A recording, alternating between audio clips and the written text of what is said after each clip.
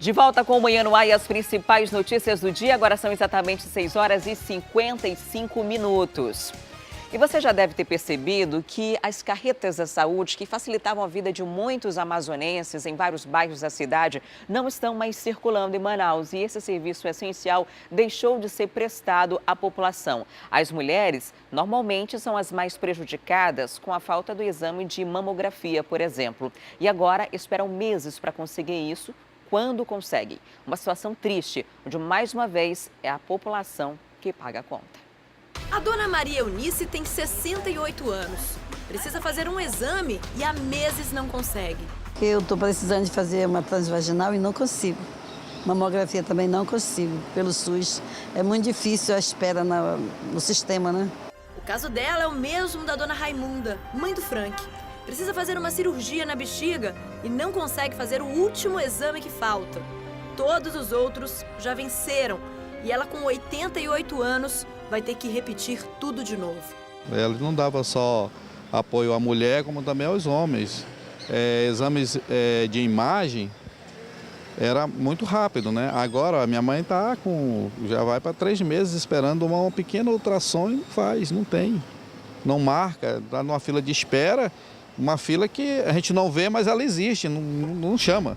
Dona Raimunda e Dona Maria Eunice estão passando pela mesma situação. Por falta de um serviço que desde outubro não está mais acontecendo. A carreta da mulher. Nem agora no Outubro Rosa teve, né? Que todos os anos tem, né? Eu senti muita falta, porque eu fazia todos os meus mamografia transvaginal, tudo lá, né? Abdominal total também. Não tem nada mais.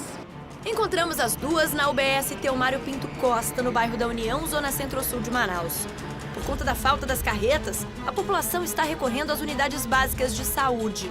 Além das carretas da mulher, foram retiradas de circulação as carretas da saúde, que faziam exames clínicos e laboratoriais, e as carretas odontológicas. Ao todo, 10 unidades móveis e adaptadas para exames e consultas estão paradas dentro dessa empresa. Conseguimos filmar o pátio do Grupo Bringel, responsável por esse serviço e que está sendo investigado pela Polícia Federal na Operação Maus Caminhos, que já registrou o desvio de quase 83 milhões de reais na saúde pública do estado. Mas, segundo a Prefeitura, o serviço foi suspenso porque um estudo técnico constatou que o programa não contemplava demandas do atendimento e que já está tramitando um processo para a implantação das UBS móveis, mas ainda sem data para voltar.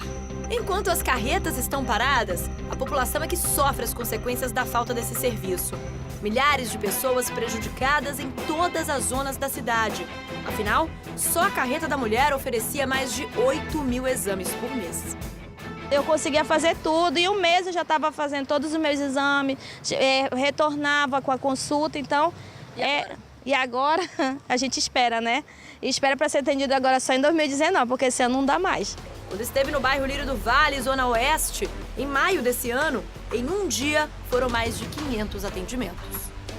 Então eu gostaria de pedir ao nosso prefeito, né, que ele revisse, repensasse nesse modelo, porque foi um modal que deu certo. Aqui o nosso bairro comprova os vários atendimentos que foram feitos por essa carreta. Então precisa ser repensado, e mesmo que não aconteça mais esse ano, mas você já tem que fazer uma programação, Júlia, a gente acredita, para que ela seja retomada de alguma forma. Se não com a mesma empresa, mas outra empresa, mas a população, inclusive das periferias como o nosso bairro, não pode ficar desassistida, né?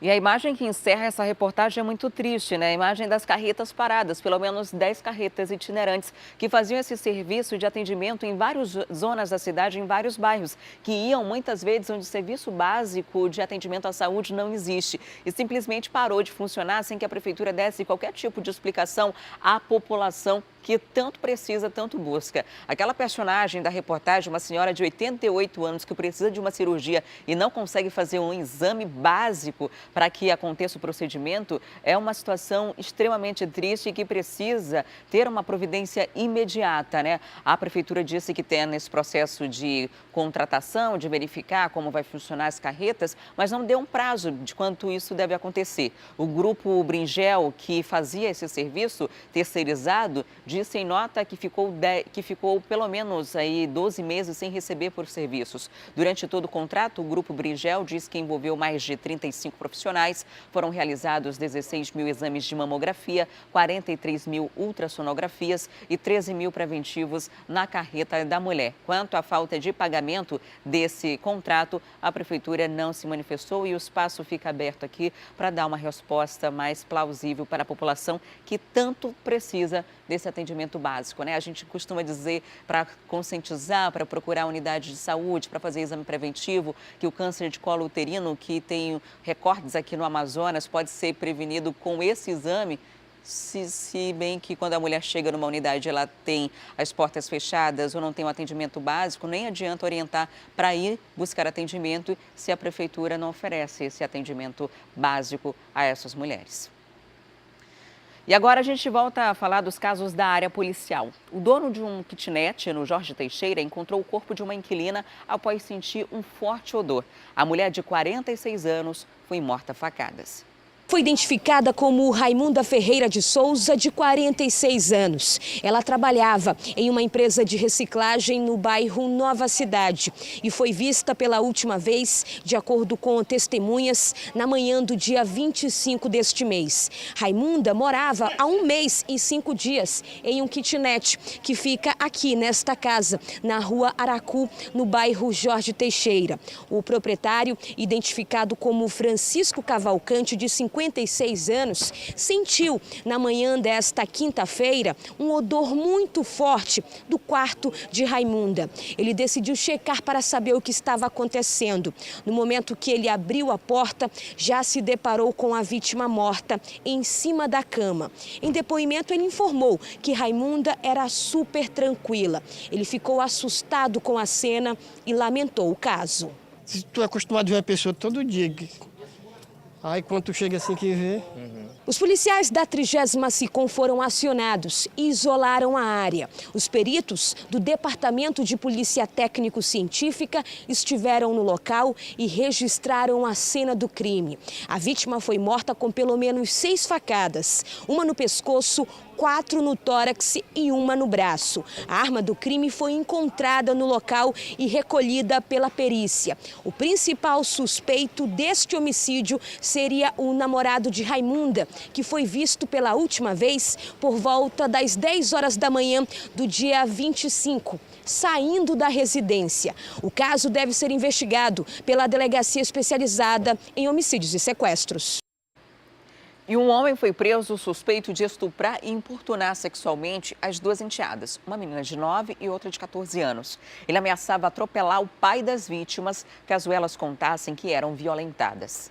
Apenas 9 e 14 anos de idade sofriam os abusos sexuais há aproximadamente 6 meses. Segundo a polícia, em depoimento, elas explicaram que não contavam para a mãe, pois eram ameaçadas pelo próprio padrasto de 23 anos. A gente vai conversar agora com a delegada Grace para entender mais sobre esse caso. Portanto, delegada, o que elas explicaram para a polícia? Como é que aconteciam essas situações?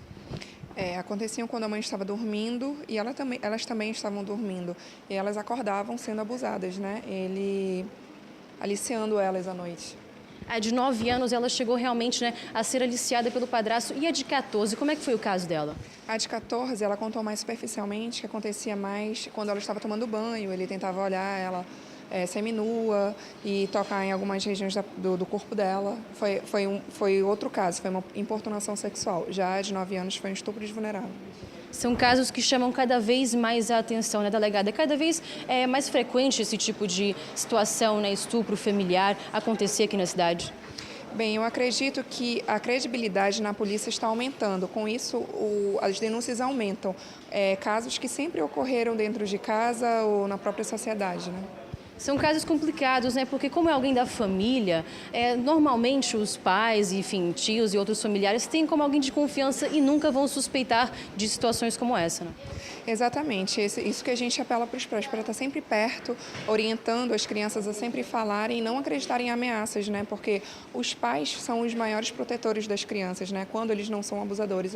Elas precisam ter alguém de confiança para contar essas coisas. Portanto, agora o padrasto, o acusado de 23 anos, irá para a audiência de custódia e para os procedimentos cabíveis. Como é que vai acontecer o caso? Sim, ele vai para a audiência de custódia, lá a justiça vai decidir qual o caminho dele. E mais um caso de violência sexual. O pai de uma menina de 13 anos percebeu que o corpo da filha estava mudando. A adolescente está no 6º mês de gravidez. Ela foi vítima de estupro. O suspeito desse crime é um homem de 33 anos, tio da vítima. Ele foi preso ontem. Essa história causou muita revolta aos familiares dessa garota que só tem 13 anos de idade e mora no bairro Jorge Teixeira. O depoimento dela trouxe muita comoção aos policiais aqui da delegacia especializada em proteção à criança e ao adolescente. Esse caso só foi descoberto por acaso na véspera de Natal, 24 de dezembro. Todos estavam ali ceando, se confraternizando, e o pai da menina percebeu que ela estava muito calada, muito retraída e pouco falava. E foi por isso que ele a chamou para uma conversa. A garota, bastante apavorada, com medo, resolveu contar a verdade ao pai. Ela disse que há pelo menos um ano vinha sendo aliciada e estuprada pelo próprio tio, que também é vizinho, mora bem ao lado da família dessa garota. O pai, como já vinha percebendo que o corpo da filha estava ficando diferente, na manhã seguinte a levou para fazer um exame de sangue e descobriu que a jovem está no 6º mês de gestação. E o pai dessa criança é o próprio tio. Essa garota foi interrogada diversas vezes aos policiais e também pelo pai, e ela disse que só não contou a verdade ao longo desse tempo porque era ameaçada de forma diferenciada por esse homem. Ele intimidava a vítima através de ameaças contra o pai dela, né? Normalmente, nesses casos, a gente vê muita situação assim. Eles pegam a pessoa que a vítima mais gosta para ameaçar, para que ela fique com medo e não conte. Então, nesse caso, foi a mesma coisa. Ele dizia que ele ia acidentar o pai da vítima, que andava de moto, caso ela contasse para ele. Gerou revolta em toda a família esse caso? Gerou revolta em toda a família. A gente pediu calma para a família, para que confiasse no trabalho da Polícia Civil. E a gente pediu rapidamente a prisão preventiva para resguardar que outros crimes acontecessem e que ele fosse preso também, né?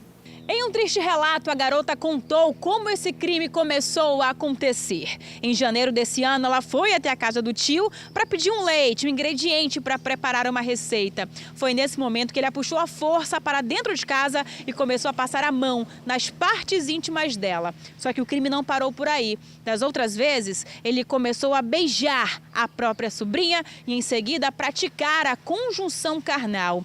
Todas as vezes que esse crime acontecia, a garota voltava para casa e nada comentava porque tinha medo de que algo pudesse acontecer com o próprio pai. Em relato, a vítima ainda disse que esses crimes aconteciam com frequência. O tio chegou a se mudar para um outro bairro, mas sempre dava um jeito de voltar para casa para aliciar e estuprar a própria sobrinha. Foi justamente por conta disso que a delegada que cuida do caso resolveu pedir a prisão preventiva desse homem à justiça. O pedido foi acatado e ele foi preso na manhã desta quinta-feira. Ele já pretendia fugir para um município do estado. A equipe agiu rapidamente através da delegada plantonista, que já fez o pedido de prisão preventiva, a delegada Débora, e cumprimos no dia de hoje, porque nós tivemos informações que ele poderia fugir da cidade. E um homem considerado pela polícia como especialista no golpe da saidinha de banco foi preso. Ele fez pelo menos 15 vítimas e foi flagrado por câmeras de segurança em um desses crimes. 31 anos, identificado como Alcemir Padrão de Azevedo, conhecido como Careca, foi preso após as investigações da polícia. O suspeito era especialista em roubos na modalidade saidinha de banco. Ele agia de forma discreta, ficava de olho nas vítimas que realizavam saques de alto valor em agências bancárias e esperava o momento certo para dar o bote. Eu sigo a vítima, depois que eu vejo o dinheiro, eu sigo a vítima, até no momento que eu vejo que dá para me pegar o dinheiro sem ocorrer nada de ruim, sem nenhum risco para você. Risco para mim. Foi assim que o criminoso agiu com a última vítima, o empresário de 46 anos que no dia 21 deste mês foi realizar um saque em um banco no centro da cidade. O suspeito chegou a segui-lo durante 3 horas. Quando a vítima ficou vulnerável, o criminoso entrou em ação. Foram roubados R$40 mil em espécie, uma caneta de coleção avaliada em aproximadamente R$8 mil e uma mochila. O suspeito não agia sozinho. Ele tinha um comparsa que o ajudava no momento das fugas. Ele alega que ele entra nas agências bancárias e fica monitorando pessoas que fazem saque. Ele disse que percebeu quando a vítima fez um saque de uma quantia expressiva em dinheiro e começou a segui-la. Quando chegou perto do centro comercial, foi a oportunidade que ele teve, também com comparsa, para efetuar o roubo. A polícia conseguiu apreender $2.031, R$1.000 em espécie, uma caneta de R$8 mil, um revólver calibre 38, 5 munições e outros objetos que o suspeito teria comprado com o dinheiro dos roubos. Nós iniciamos investigações, foi solicitado à Justiça uns mandados de interceptação e nós conseguimos localizar o telefone da vítima que estava sendo utilizado.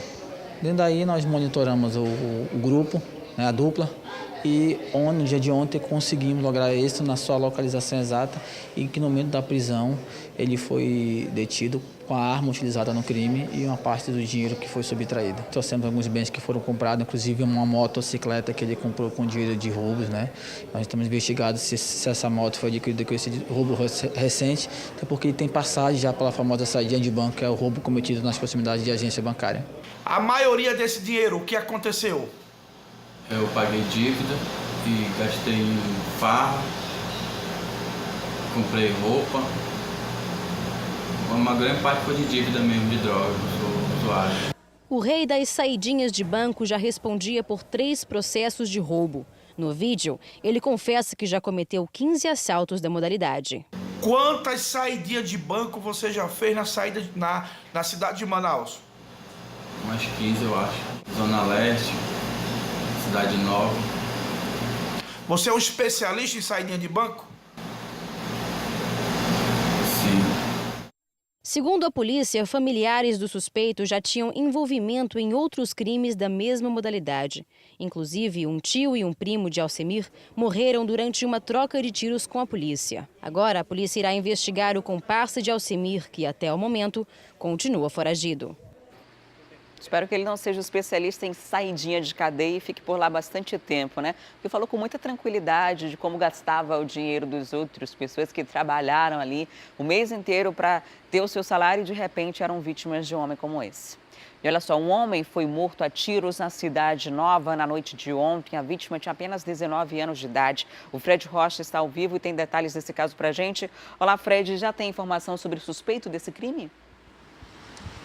Adriane, a polícia tem pouca informação sobre o suspeito. O que se sabe é que esse jovem de 19 anos estava passando por uma das ruas ali do bairro Cidade Nova, na zona norte da cidade, quando o suspeito se aproximou e efetuou os disparos. Uma testemunha disse que assim que a vítima caiu no chão, ainda pediu para que o SAMU fosse acionado.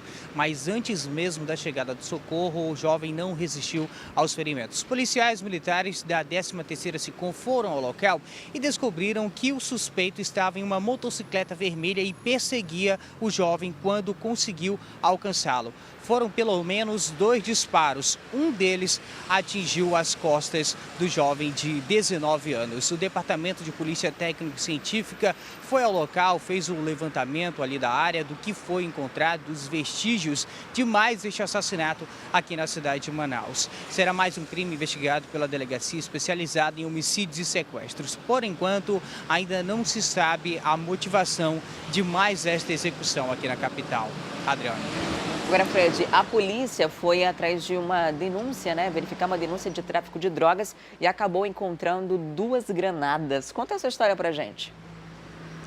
Esse caso foi registrado na Raiz, zona sul da cidade. Os policiais militares da Força Tática receberam a denúncia de que havia o tráfico de entorpecentes ali naquela área. Assim que a PM chegou na Raiz, um suspeito se assustou e correu para dentro de uma residência. A polícia então seguiu ele e assim que chegou na casa, encontrou um revólver calibre 38, uma escopeta, uma quantidade de entorpecente que não foi esclarecida qual quantidade era esta, além de 2 granadas. áreas. Diante disto, o homem também acabou preso.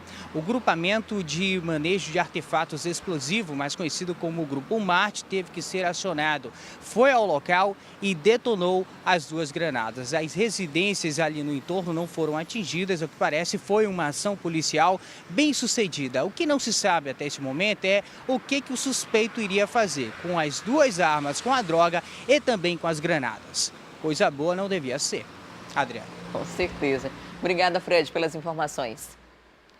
E agora eu vou para o intervalo e na volta a gente vai trazer informações do trânsito para você que está acompanhando o Manhã no Ar. E você já sabe onde vai passar a virada do ano? Se não, a gente preparou algumas dicas para você curtir o Réveillon. É um instante só, não saia daí que eu volto já já.